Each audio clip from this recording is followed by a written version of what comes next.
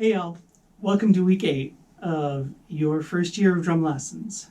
Today we are going to be adding accents to paradiddles, talking about the right hand lead sticking philosophy, working on all sorts of 16th note subdivisions, and working on our first snare drum solo talking points a little bit more.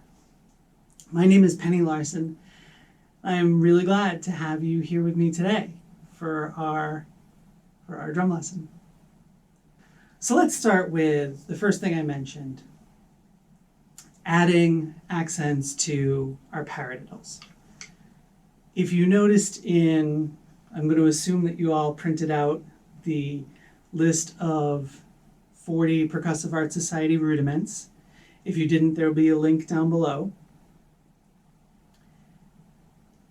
And you can get them on the apps as well, right? They're the standard rudiments.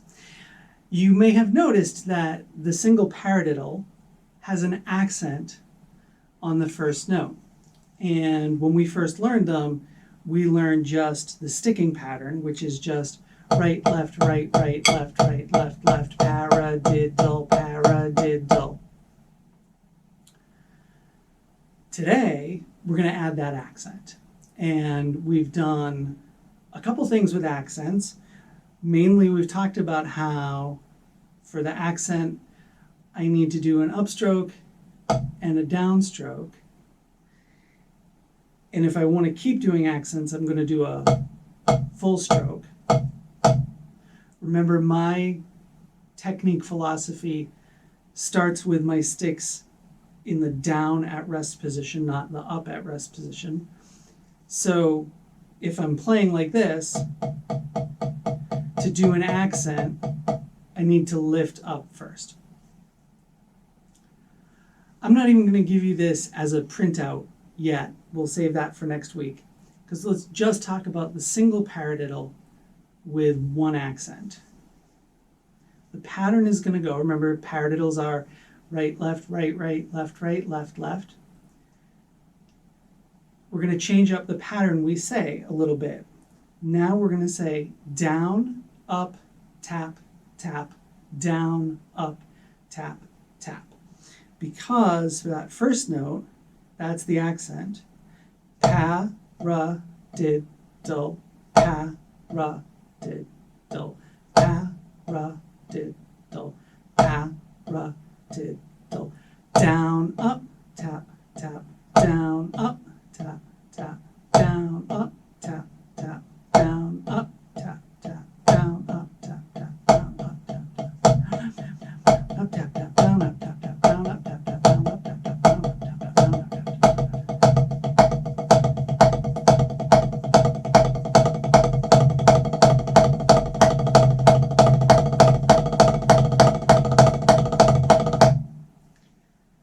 So you may have noticed as I sped up, the up got less of a jerk up after the tap and more of a fluid down,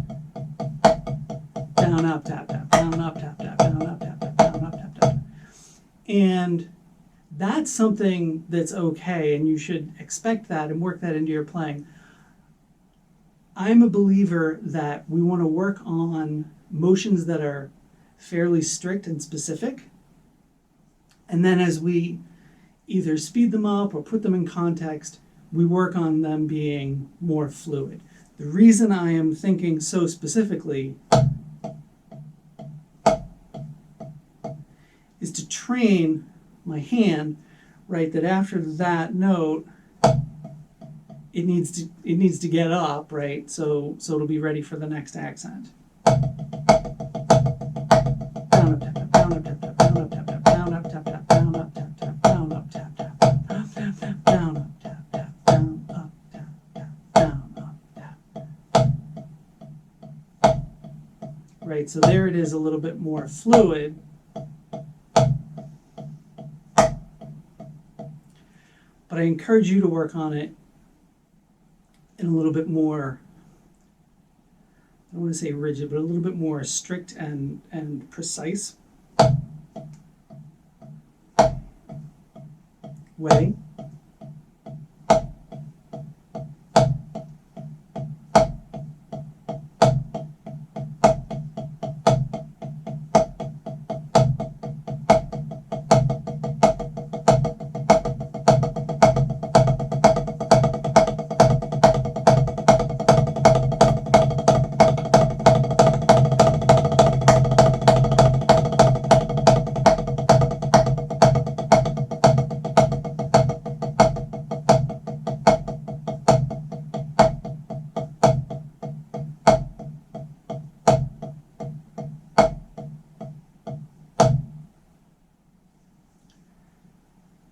accent patterns that go with the other paradiddles as well, the double and the triple and the paradiddle diddle.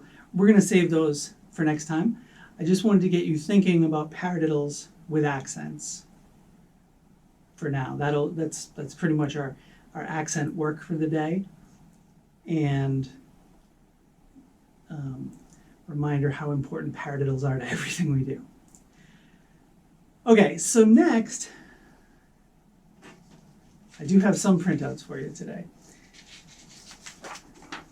So I call this a 16th note timing exercise. You can think of it as a matrix because it has all the possibilities. So what this is the most basic and common of our 16th note subdivisions per beat. I've left out a couple.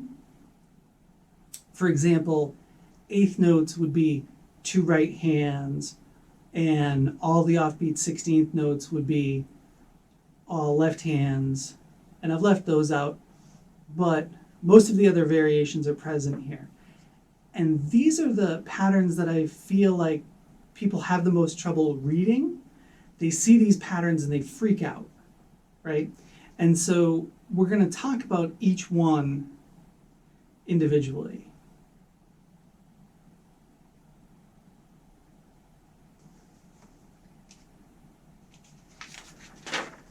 Okay, so first, really quickly, let's talk about the groups of 3 and the groups of 2 notes per beat that we're going to use today.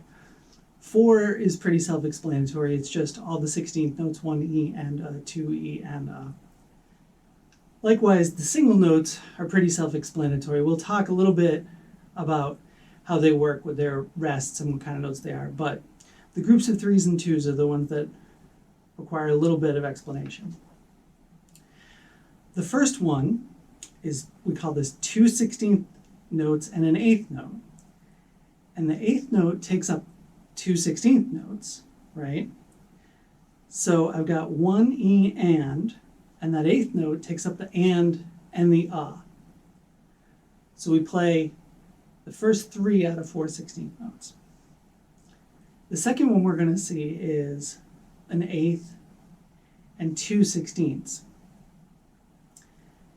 And so since the 8th note comes first, that takes the 1 and the E. So I've got 1 E and the first, the third, and the fourth 16th note. The next one, these two are reversed in the exercise we're going to play, but doesn't matter. The next one is a 16th, an 8th, and another 16th. So now I have 1 E and So I'm going to play the first, the second, and the fourth 16th note. And then the fourth one, I have a 16th rest at the beginning, and 3 16th notes. So I don't play on the beat, 1, and I play E and So I only play the second, third, and fourth. The groups of 2, I play on 1 E, got a 16th note and a dotted 8th. When you add a dot to a note, you make it worth half again what it was worth before. So if an 8th note normally is worth 2 16th notes, now it's worth 3, because I got 2 and a half and I get 1. So I add the 1 to the 2 and I get 3. So a dotted 8th is worth 3 16th notes. So that takes up the E and the So I play the first and second 16th notes, 1 E and The next one is a 16th rest, a 16th note, and an 8th note. The 8th note takes up the and the So now I play the second and third, 1 E and Now I have an 8th rest and 2 16th notes. So I rest on the 1 E and I play on the and So I play the third and fourth, 1 E and And then lastly, I've got a dotted 8th at the beginning, which we said takes up 3 16th notes, right? So that takes up the 1, the E, and the and then I play the 16th on the So I play the first and fourth, and those create this cool kind of loop thing, right? You get 1 E and 2 E and 3. So let's look at the exercise. And you can see we start with the group of 4, And then we just do each pattern for a measure. We're going to go down to where it says 3/4. We haven't talked about different time signatures yet, so we're going to stop there for today, just so we can get the feel of how this is going to work. We'll talk about the rest of it next time. It's a nice time to talk about time signatures. One last thing, you'll notice I've written in this sticking, and some of the sticking might seem a little strange to you. I mentioned before that my sticking philosophy is based on a general principle of right hand lead. And all that means is my right hand is going to be playing on the dominant beats of any given subdivision. Since this is an exercise based on the 16th note subdivisions, even when we get down to the quarter notes and such, I've still continued on. My right hand is always on the numbers and the ands. My left hand is always on the e's and the ahs, whether there's 1, 2, 3, or 4 notes per beat. And by doing that, anytime I'm leaving a note out for a rhythm, let's take the very second rhythm. So if I go from 1 E and a, 2 E and a, and I'm going to take out that fourth partial, I'm not going to play the right? 1 E and a, 2 E and a, 3 E and a, 4 E and a.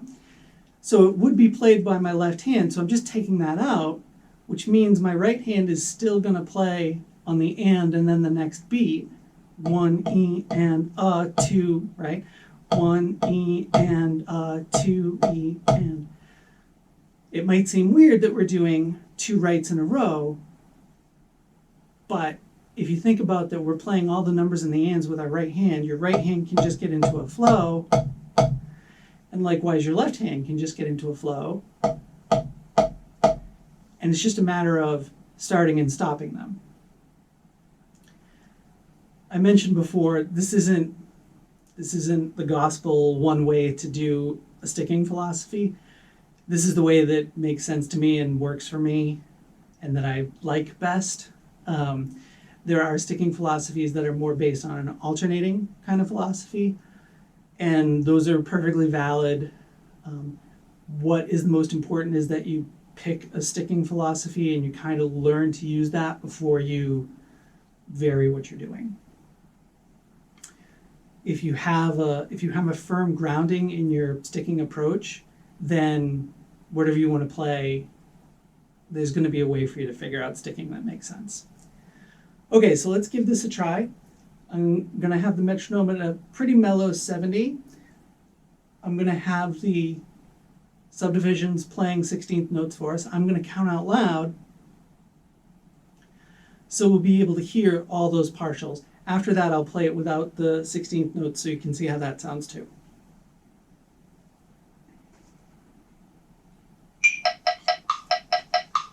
Okay, here we go. 1, 2, ready, go. 1 E and a, 2 E and a, 3 E and a, 4 E and a, 1 E and 2 E and 3 E and 4 E and 1 E, a 2 E, a 3 E, a 4 E, a 1 and a 2 and a 4 and a 1 E and a 2 E and a 3 E and a 4 E and a 1 E and a 2 E and a 3 E and a 4 E and a 1 E and a 2 E and a 3 E and a 4 E and a 1 E and a 2 E and a 3 and a 4 E and a 1 E and a 2 E and a 3 a 4 a 1 2 3 4 1 E and a 2 E and a 3 E and a 4 E and a 1 E and a 2 E and a 3 and a 4 E and a 1 E and a 2 E and a 3 E and a 4 E and a 1 E and a 2 E and a 3 E 1 E and 2 E and 3 E and 4 E and 1 E a 2 E a 3 E a 4 E a 1 and a 2 and a 3 and a 4 and a 1 E and a 2 E and a 3 E and a 4 E and a 1 E and a 2 E and a 3 E and a 4 E and a 1 E and a 2 E and a 3 E and a 4 E and a 1 E and a 2 E and a 3 E and a 1 E and a 2 E and a 3 E and a 4 E and a 1 2 3 4 1 E and a 2 E and a 3 E and a 4 E and a 1 E and a 2 E and a 3 E and a 4 E and a 1 E and a 2 E and a 4 E and a 1. So let's try the same tempo without the 16th note subdivision. And I'll still count out loud.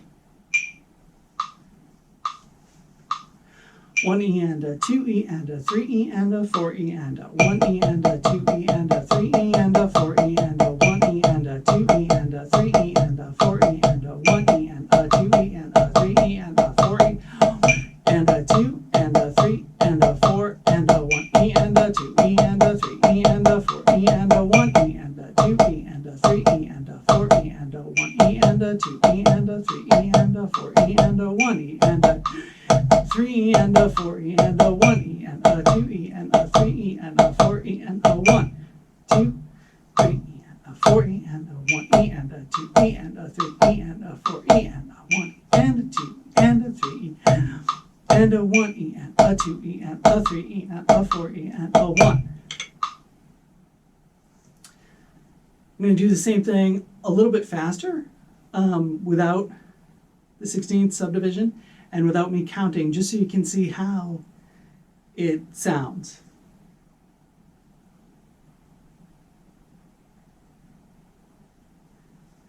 Let's say 120. 1, 2, ready, go.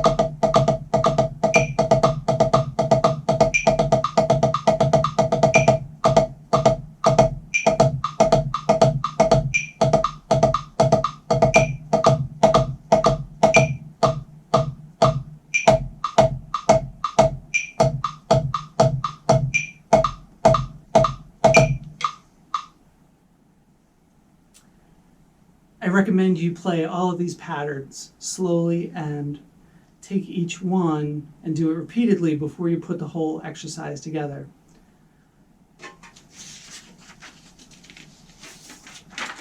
This sheet will be available down below as well in case you want to print this out, just to see how the patterns look with the counting a little bit more isolated. Okay?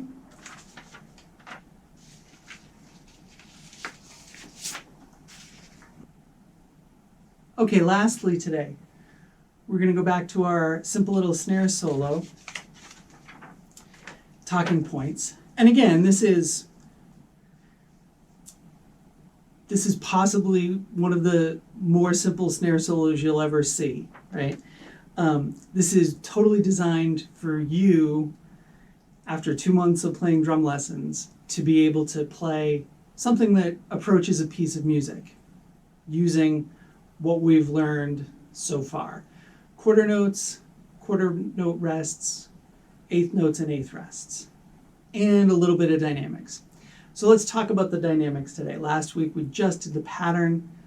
Today we'll do the dynamics. So I've got mezzo forte at the beginning, so that's medium loud. You don't even have to think about that. After the second line, the third line starts with piano, so that's soft. And then at the end of the next line, we're going to go to forte, so that we can think of that as a pickup note. That note leads into the next line, right? 4 and 1 and 2 and. Then we play loud for a line and a half, and then quiet for about a line. And then we get down to this, and it says cresque. And cresque is short for crescendo, which just means gradually louder. So then if you notice, you get down to the F at the end, so loud at the very end. So that means between where it says cresque and F, you want to gradually get louder. So we're going to start quiet there and gradually get louder to the very end. I'm going to have a version of this available on playing on a snare drum for you to see how it would actually sound as a piece of music. And the plan is for that to go up tomorrow. Fingers crossed. But if it doesn't go up tomorrow, it'll go up soon. I made the mistake of scheduling these lesson videos very specifically, and so these have to go up to the deadline. But the extra videos can be a little bit more free form in their schedule. So I'm going to do talking points about the tempo we were just doing, 120. Let's listen to that. 1, 2, 3, 4. But because it's a snare solo, a perfect tempo isn't exactly what's required here. A musical tempo is what's required. And I don't mean that you have an excuse to play with bad time or wonky tempo. But if the tempo breathes a little bit, gets slower, faster, as part of the musical statement, that's okay. We're very conditioned nowadays to think of good time as being metronomically perfect time, and it's just not a thing. For millennia, people didn't even have metronomes. We've only had metronomes for a couple hundred years. And they are helpful in helping us develop time, but sometimes they can inhibit making a profound musical statement if you're a slave to the metronome. So I'm going to take that 120, kind of try and keep it in my head. And honestly, this solo is pretty straightforward enough that I don't really see a lot of places for me to mess with the tempo too much. But when you play this is one of those times where maybe practice it with the metronome, but when you want to think, okay, am I done with this? Do I really have this? Play it without the metronome and see how it feels. Okay? So, talking points.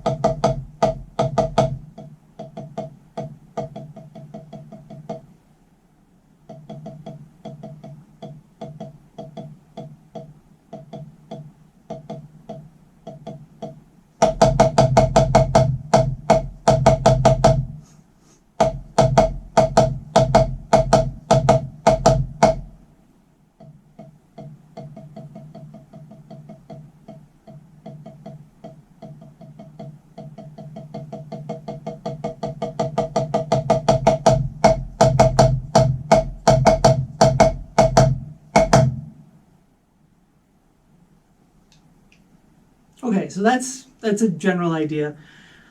I think on the snare drum, you get a better idea of how this actually can be a piece of music, even as simple as it is.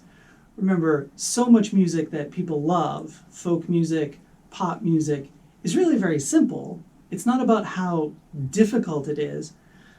I mean, no lie, I love progressive and difficult music and challenging music. But I also love really simple music, right? So it's not always about how difficult something is. It's about the musical statement you make with the tools you have. Okay? So that's going to wrap us for today. Like I say, look for a snare drum version of Talking Points, hopefully tomorrow, in the next few days anyway. And I will see you on Friday, and we will do some stuff with Paradiddles on the drum set, and we will talk more about eighth notes, maybe some 2-bar phrases, and maybe even opening the hi-hat. Okay, so remember, if you have any questions, please put them down below.